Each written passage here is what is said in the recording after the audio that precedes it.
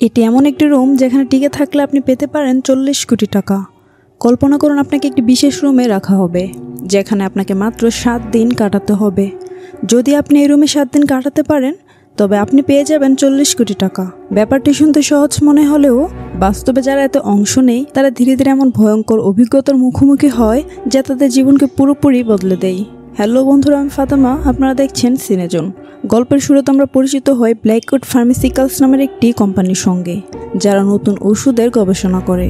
তাদের নিয়মিত গবেষণার জন্য কিছু মানুষদের হায়ার করে যাদের উপর পরীক্ষামূলকভাবে ঔষধ প্রয়োগ করা হয়। এই গবেষণার জন্য অংশগ্রহণকারীদের লোভনীয় পরিমাণ অর্থ দেওয়ার প্রতিশ্রুতি দেওয়া হয়, যা দরিদ্র ও অর্থ সংকটে থাকা মানুষদের সহজেই আকৃষ্ট করে। এমনই এক বিজ্ঞাপনের ফাঁদে পা দেয় এক তরুণী ক্লেয়ার। সে অত্যন্ত আর্থিক সংকটে ছিল, ফলে এই সুযোগ হাতছাড়া করতে চায় না। তাই সে গবেষণা অংশ নিতে চলে আসে।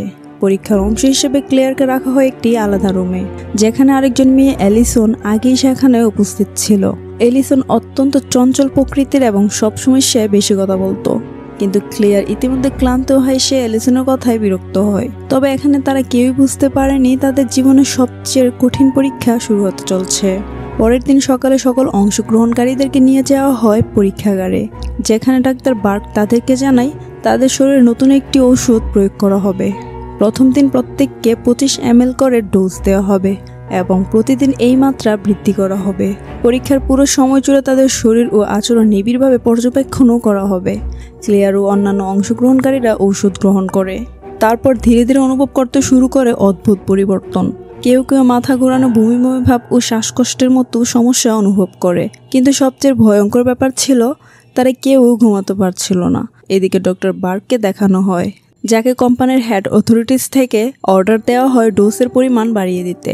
যখন বার্ক হেড অথরিটিসকে মেডিসিনের সাইড ইফেক্টের কথা বলে, এছাড়াও সে বলে, আপনারা তো আমাকে বলেছিলেন এই মেডিসিন ইনফেকশনের জন্য তৈরি করা হয়েছে, তাহলে ওদের উপর সাইড ইফেক্ট পড়ছে কেন? তখন হেড অথরিটিস থেকে তাকে কড়া শব্দে বলে দেওয়া হয়, তোমাকে যা কাজ দেওয়া হয়েছে তুমি শুধু সেটাই করো, তোমাকে এত কিছু ভাবতে হবে না। যখন ডক্টর বার্ক সবার ডোজের পরিমাণ বাড়িয়ে দেয়, তখন তাদের মধ্যে সবাই এত পরিমাণ ডোজ নিতে চায় না, কারণ তাদের ডোজের জন্য তারা কেউই ঘুমাতে পারেনি এবং আজেবাজে হ্যালুসিনেশন আসছিল। এর উপরে প্রত্যেকের শরীরের কন্ডিশনও ধীরে ধীরে খারাপ হচ্ছিল।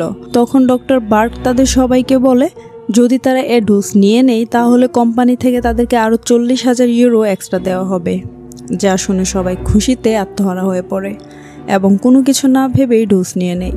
পরীক্ষার তৃতীয় দিনে ক্লেয়ার লক্ষ্য করে যে তার শরীর অনেকটাই ক্লান্ত হয়ে পড়েছে। এছাড়াও সে ঘুমাতেও পারছিল না। অ্যালিসন ও অন্যান্য অংশগ্রহণকারীদের সঙ্গেও একই ঘটনা ঘটছে। অন্যদিকে ডক্টর বার্ক আবার হেড অথরিটিসকে তাদের সাইড ইফেক্টের কথা বলে, কিন্তু অথরিটিস থেকে কোনো স্টেপ না নিয়ে উল্টো তাকে ডোজের পরিমাণ বাড়িয়ে দিতে বলে। যা শুনে বার্ক বলে, যদি এভাবে ডোজের পরিমাণ বাড়ানো হয় তাহলে সবাই মেডিসিনের সাইড ইফেক্টের কারণে মারা যাবে। যে কথোপকথন আবার আমির নামের একটি ছেলে শুনে ফেলে, যে কিনা মেডিকেল স্টুডেন্ট ছিল, এবং সে এই সব কিছু থেকে সন্দেহে বসে লুকিয়ে ডক্টর বার্কের কম্পিউটার চেক করে। সে গবেষণাগারের কম্পিউটারে কিছু গোপন তথ্য খুঁজে পায়। সে সেখানে জানতে পারে এই ওষুধটি মস্তিষ্কের কার্যক্ষমতা পরিবর্তন করছে এবং যারা একবার এই ওষুধ গ্রহণ করেছে তারা যদি ঘুমিয়ে পড়ে তবে তাদের মৃত্যু নিশ্চিত। যখন আমির সব ডাটা কপি করতে চায় তখন হেড অথরিটিসরা বুঝে যায় এবং 24 ঘন্টার জন্য রুমটি লকডাউন করে দেয়। আমির তৎক্ষণাৎ সবাইকে সতর্ক করে এবং মেডিসিনের সম্পর্কিত সব তথ্য সবাইকে জানিয়ে দেয়। কিন্তু কিছুক্ষণের মধ্যে দুঃস্বপ্ন হয়ে ওঠে সত্যি। অ্যালিসন প্রথম ব্যক্তি যে কিনা ঘুমিয়ে পড়ার কারণে মারা যায়। তার চোখ মুখ দিয়ে রক্ত পড়তে থাকে এবং কয়েক সেকেন্ডের মধ্যেই তার দেহ নিস্তেজ হয়ে যায়। অ্যালিসনের মৃত্যু দেখে সবাই আতঙ্কিত হয়ে ওঠে আর তারা বুঝতে পারে তাদের রুমটি সম্পূর্ণ লক হয়ে যাচ্ছে। তখন ডক্টর বার্ক এই রুম থেকে বের হতে মেইন দরজার দিকে যায়, যেটা দেখে সেখানে থাকা সবাই তার পিছু নেয়। কিন্তু ডক্টর বার্ক বের হতে পারে না এবং দরজার চাপে সে সেখানে মারা যায়। ফলে তারা সবাই বুঝতে পারে তারা সবাই এই রুমে বন্দী হয়ে গিয়েছে আর 24 ঘন্টায় তারা যদি ঘুমিয়ে পড়ে তাহলে সঙ্গে সঙ্গে তাদের মৃত্যু হবে। আমিরও বুঝতে পারে এই অবস্থার পেছনে কোম্পানির হাত রয়েছে। সে সবার সামনে বিষয়টি প্রকাশ করে এবং সবাইকে জানায় যদি তারা জেগে না থাকতে পারে তাহলে তাদেরও একই পরিণতি হবে। তবে আমির এখানে সবাইকে বলে যদি আমরা 24 ঘন্টা সজাগ থাকতে পারি তাহলে আমাদের বেঁচে থাকার সম্ভাবনা রয়েছে, কিন্তু তার জন্য ঘুমানো যাবে না। এবং ঘুম এড়ানোর কৌশল হিসেবে তারা খালি পেটে থাকার এবং লবণের গন্ধ নেওয়ার সিদ্ধান্ত নেয়, কারণ এটা তাদের জাগিয়ে রাখতে সাহায্য করবে। তবে লবণের পরিমাণ খুব সীমিত হওয়ায় তারা একে একে ছোট ছোট প্যাকেট করে ভাগ করে নেয় এবং ঠিক করে লবণের গ্রান কেবল চূড়ান্ত মুহূর্তেই ব্যবহার করবে। এদিকে 100 ঘন্টা ধরে না ঘুমানোর কারণে সবাই মানসিকভাবে দুর্বল হয়ে পড়ে। তাদের মধ্যে পল নামে একজন সিদ্ধান্ত নেই সব কিছু ক্যামেরায় রেকর্ড করবে, যেন তারা মারা গেলেও বাহিরের দুনিয়া জানতে পারে তারা কি ভোগান্তির মধ্যে দিয়ে বেঁচে থাকার জন্য লড়াই করেছিল। অন্যদিকে আমির ধারণা করছিল যে যদি তারা আর নতুন কোনো ডোজ না নেয় তাহলে তাদের মস্তিষ্ক নষ্ট হবে না, কিন্তু যখন সে ক্লেয়ারের ব্রেন স্ক্যান করে তখন সে দেখতে পায় তার মস্তিষ্ক প্রায় নষ্ট হয়ে গিয়েছে। তবে সে এ ব্যাপারে কাউকেই জানায় না, কারণ এটি জানলে আমির ভাবে পরিস্থিতি আরও ভয়াবহ হয়ে উঠতে পারে। এদিকে ক্লেয়ার ধীরে ধীরে দুর্বল হতে থাকে এবং ঠিকভাবে হাঁটতেও পারছিল না। আর তার মায়ের কথাও এখানে তার মনে পড়তে থাকে, যে একসময় তার প্রতি নির্দয় আচরণ করত এবং অত্যাচার করত। ক্লেয়ার তখন নিজের জন্য একটি ভিডিও রেকর্ড করে, যেখানে সে তার মাকে শেষবারের মতো কিছু কথা বলে। অন্যদিকে রে নামের একজনের লবণ শেষ হয়ে গেলে সে বাকিদের থেকে লবণ চায়, কিন্তু কেউই তাকে লবণ দিতে চায় না, কারণ সবাই নিজেদের জীবন বাঁচাতে সারভাইভ করছিল। এদিকে আমির এলিসনের মৃতদেহ পরীক্ষা করতে থাকে এবং হঠাৎ সে লক্ষ্য করে পিছনে থাকা ডক্টর বার্কের মৃতদেহে উঠে বসেছে, কিন্তু যখন সে পিছনে তাকায় তখন মুহূর্তেই সব স্বাভাবিক হয়ে যায়। এতে সে বুঝতে পারে তার মস্তিষ্ক হ্যালুসিনেশন করছে, মানে সে ভ্রম দেখছিল। এদিকে মার্কার্স নামের একজন বাথরুমে গিয়ে অদ্ভুত কিছু লক্ষ্য করে, যেমন ট্যাপ থেকে পানি পড়ার শব্দ তার কানে দেরিতে আসছে। সে ধীরে ধীরে বুঝতে পারে এখানে কিছুই ঠিক নেই। হঠাৎ করে সে লক্ষ্য করে পুরো রুমই ফাঁকা হয়ে গিয়েছে এবং দরজা খোলা, অথচ কেউই নেই। সে যখন বেরিয়ে যাচ্ছিল তখন মুহূর্তের মধ্যেই সে মাটিতে লুটিয়ে পড়ে। আসলে সে অনেক আগেই মারা গিয়েছিল, আর এতক্ষণ তার চারপাশের সব কিছু তার মৃত্যুর আগে হওয়া একটি মানসিক ভ্রম ছিল। এদিকে ক্লেয়ার অনুভব করে মৃত এলিসন আবার ফিরে এসেছে, মানে সে এলিসনের ভ্রম দেখছিল আর ব্রেন হ্যালুসিনেশন করা শুরু করে। আর তাই সে মানসিক অবস্থা ঠিক রাখার জন্য হাঁটাহাঁটি করতে করতে রান্নাঘরে চলে আসে। তো সেখানের সবাই মিলে সেখান থেকে বের হওয়ার জন্য উপায় খুঁজে এবং সিদ্ধান্ত নেয় তারা দেওয়াল ভেঙে বেরিয়ে যাবে। কিন্তু আমির বুঝায় তাদেরকে দেওয়ালের পিছনে কোনো শক্তিশালী মেটালের স্তর থাকতে পারে যা ভাঙা অসম্ভব। রে আমিরের কথা বিশ্বাস করে না এবং সে হাতুড়ি দিয়ে দেওয়াল ভাঙতে শুরু করে, এমনকি দেওয়াল ভেঙেও ফেলে, কিন্তু কোনো লাভ হয় না, কারণ তারা দেখতে পায় আমির ঠিকই বলেছিল, দেওয়ালের ভেতরে মেটালের আরেকটি শক্ত দেওয়াল রয়েছে যেটা ভাঙা সম্ভব নয়। রে আমিরকে সন্দেহ করতে শুরু করে। সেভাবে আমির কিভাবে এত তথ্য জানে? সেভাবে হয়তো আমির আসলে এই ব্ল্যাকউড কোম্পানিরই লোক। সে হয়তো এতদিন তাদের সাথে থেকে নকল ডোজ নিচ্ছে, যার ফলে মেডিসিনের প্রভাব তার উপর পড়ছে না, যেটা সে সবাইকে জানায় এবং যা শুনে ভ্যানিসা ও রে তার কথা বিশ্বাস করে। যখন তার এসব নিয়ে নিজেদের মধ্যে কথা বলছিল তখন অন্যদিকে ক্লেয়ার আমিরের কাছ থেকে জানতে চায় সে এত কিছু কিভাবে জানে। তখন আমির ক্লেয়ারের কাছে স্বীকার করে তার ভুলের কারণে এখানে সব দরজা বন্ধ হয়ে গিয়েছে, কারণ সে এখানের সিস্টেম থেকে ডাটা কালেক্ট করতে চেয়েছিল। আর সেই অপরাধবোধ থেকে আমির এখানে ঘুমানোর চেষ্টা করে যেন সে মারা যায়, কারণ তার জন্যই এখানে সবাই বিপদে পড়েছে। ক্লেয়ার তখন আমিরকে বুঝায় যে সে এই একমাত্র ব্যক্তি যে কিনা তাদেরকে সাহায্য করতে পারে, কারণ সে একজন মেডিকেল স্টুডেন্ট ছিল। এছাড়াও ওষুধ নিয়ে কাজ করার যোগ্যতা তার মধ্যে রয়েছে। তখন আমির নতুন একটি পরিকল্পনা করে। তার মতে এমন একটি ওষুধ আছে যা মানুষের মস্তিষ্ক নষ্ট করে দেয়, কিন্তু যেহেতু তাদের মস্তিষ্ক আগেই পরিবর্তিত হয়ে রয়েছে তাই এই ওষুধ হয়তো উল্টো তাদের সুস্থ করে তুলতে পারে।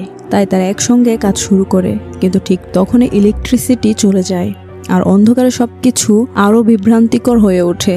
অনেকেই হ্যালুসিনেশন দেখতে শুরু করে। ক্লিয়ার দেখে মৃত এলিসন সামনে বসে আছে, যা দেখে সে ভয় পেয়ে যায়। তবে ক্লিয়ার বুঝতে পারে যে এটি তার মস্তিষ্কের একটি ভ্রম। তো অবশেষে তারা ইলেকট্রিসিটির কন্ট্রোল বক্স খুঁজে পায় এবং ইলেকট্রিসিটি ফিরিয়ে আনে। কিন্তু রে তখনও আমিরকে সন্দেহ করে এবং পল, ভ্যানিসা ও রে মিলে আমিরকে বেঁধে রাখে। তখন ক্লিয়ার তাদেরকে বোঝানোর চেষ্টা করে যে আমির আসলে আমাদের সাহায্য করতে চায়। রে শেষমেশ ক্লিয়ারের কথা বিশ্বাস করে, কিন্তু সে বলে আমরা আমিরের ইনস্ট্রাকশন ফলো করে মেডিসিন বানাবো, আমির শুধু মুখে আমাদেরকে গাইড করবে। কারণ আমি তাকে বিশ্বাস করতে পারছি না। তো মেডিসিন বানানোর পর ভ্যানিসা ও রে পরিকল্পনা করে আমিরকে মেরে ফেলার, কারণ তাদের মনে হচ্ছিল আমির এই হেড অথরিটিসের লোক। ভ্যানিসা তখন পরিকল্পনা অনুযায়ী ঘুমের মেডিসিন আমিরের শরীরে পুশ করতে চায়। তখন সে নিজের কন্ট্রোল হারিয়ে ফেলে এবং হ্যালুসিনেশনের প্রভাবে সে নিজেই ঘুমিয়ে পড়ে। আর ভ্যানিসা সেখানেই মারা যায় হয়ে গিয়েছিল, কারণ তার চোখ মুখ কান দিয়ে মস্তিষ্ক ফেটে রক্ত বের হয়ে যায়। এই ঘটনার কারণে রুমের মধ্যে আতঙ্ক ছড়িয়ে পড়ে, আর তাদের তৈরি করা মেডিসিন ভ্যানিসার হাত থেকে পড়ে যায়। ফলে এতক্ষণ ধরে করা কঠিন পরিশ্রম ব্যর্থ হয়ে যায়। ক্লেয়ারের চোখেও ঘুম চলে আসে, কিন্তু সে নিজেকে জাগিয়ে রাখার জন্য রুমের বাইরে চলে যায় এবং ঘড়ির দিকে তাকায়। কিন্তু সেখানে ঘড়ির সংখ্যার বদলে সে গুড নাইট লেখা দেখতে পায়।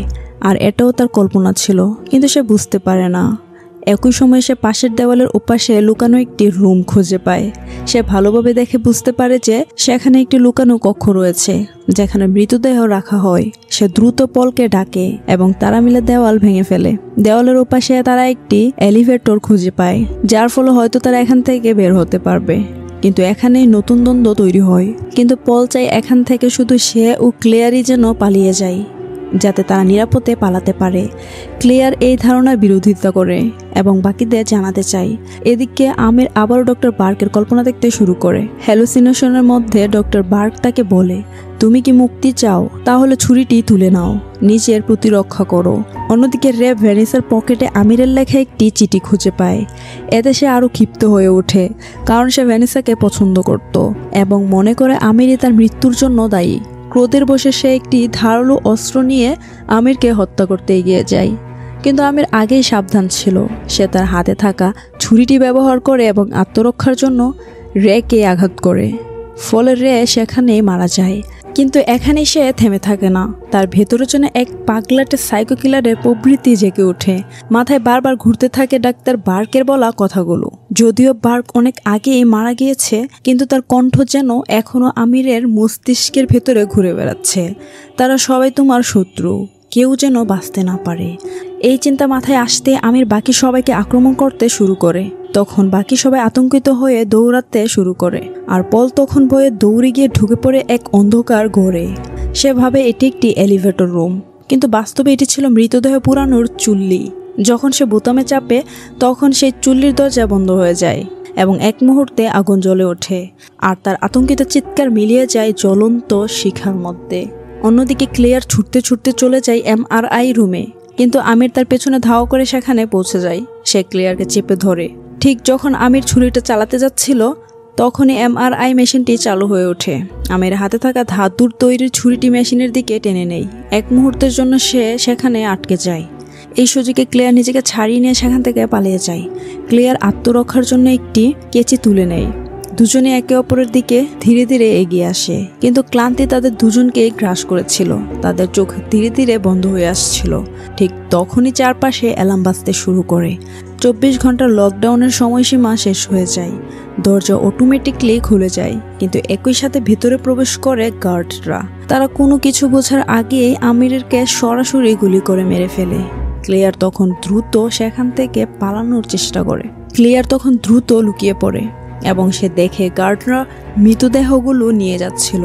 তাই সে সঙ্গে সঙ্গে একটি মৃতদেহের ব্যাগের ভিতরে ঢুকে পড়ে, যেন গার্ডরা তাকে মৃত ভেবে এখান থেকে বের করে নিয়ে যায়। গার্ডরা তখন তাকে অন্য একটি মৃতদেহের সাথে একটি গাড়িতে তুলে নেয়। গাড়ি দিয়ে যখন লাশগুলো দূরে কোথাও ফেলতে নিয়ে যাচ্ছিল, তখন ক্লেয়ার ব্যাগের ভেতর থেকে হঠাৎ বেরিয়ে আসে। গাড়ির চালক তখন ভয় পেয়ে যায় এবং গাড়ির নিয়ন্ত্রণ হারিয়ে ফেলে। গাড়িটি রাস্তার পাশে একটি দেওয়ালের সঙ্গে ধাক্কা খেয়ে উল্টে যায়। ক্লেয়ার আহত হলেও শেষ পর্যন্ত গাড়ি থেকে বেরিয়ে আসতে সক্ষম হয়, কিন্তু সে এতটাই ক্লান্ত যে সে রাস্তায় পড়ে যায়। তারপর 4 মাস কেটে যায়। ক্লেয়ার কোমায় ছিল। এদিকে ব্ল্যাকউড কোম্পানি সকল দোষ ডক্টর বার্কের উপর চাপিয়ে দেয় এবং ঘোষণা করে যে এইসব ভয়ঙ্কর এক্সপেরিমেন্টের সঙ্গে তাদের কোনো সম্পর্ক নেই। তারা দাবি করছে সবকিছু ডক্টর বার্কের নিজের ইচ্ছেমতো করেছে, কিন্তু বাস্তবে অন্যরকম। ব্ল্যাকউড কোম্পানি আসলে খুবই ক্ষমতাধর একটি ফার্মাসিউটিক্যালস সংস্থা ছিল, আর অর্থের প্রভাবের জোরে সত্যকে ঢেকে দেয়। কিন্তু পরের দৃশ্যে দেখানো হয় ক্লেয়ার জেগে ওঠে, আর তার চোখে প্রতিশোধের আগুন, যা থেকে বোঝা যায় ব্ল্যাকউড কোম্পানি হয়তো বেশি দিন এই মিথ্যা ঢেকে রাখতে পারবে না। আর এখানে শেষ হলো এই মুভির গল্প। গল্পটি কেমন অনুভব করলেন কমেন্টে জানাতে ভুলবেন না। শীঘ্রই দেখা হবে নতুন একটি গল্প নিয়ে।